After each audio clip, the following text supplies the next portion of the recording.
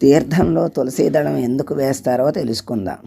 భగవంతుని ప్రసాదం అంటే తీర్థం. దీనిలో తులసి దళం లేకుండా అది అసంపూర్ణం అవుతుంది అంటారు. అయితే తీర్థంలో తులసి ఆకులను ఎందుకు వేస్తారో తెలుసా?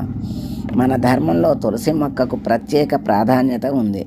తులసి మొక్క ఉన్న ఇంట్లో లక్ష్మీమాతతో పాటు విష్ణుమూర్తి కూడా కొలువై ఉండి వారి ఆశీస్సులు అందిస్తారని చెప్తారు. మన పూర్వీకుల విశ్వాసాల ప్రకారం రాగి లేదా ఇత్తడి పాత్రలో స్వచ్ఛమైన నీటిని తీసుకుని దానికి గంగాజలం, తులసి దళాన్ని జోడించాక ఆ నీరు అమృతం వలె పవిత్రంగా మరింత స్వచ్ఛంగా మారుతుంది.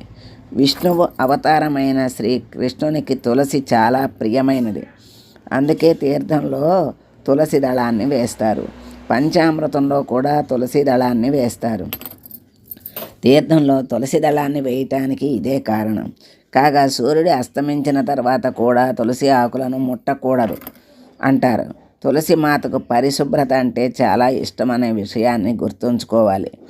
తులసిని సరిగా రక్షించకపోతే తులసి ఆకులు ఎండిపోతాయి. మంగళ ఆదివారాల్లో తులసి ఆకులను కోయకూడదు.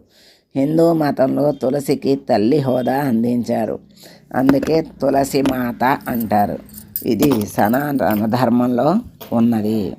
సర్వే జనా సుఖినో భవంతు.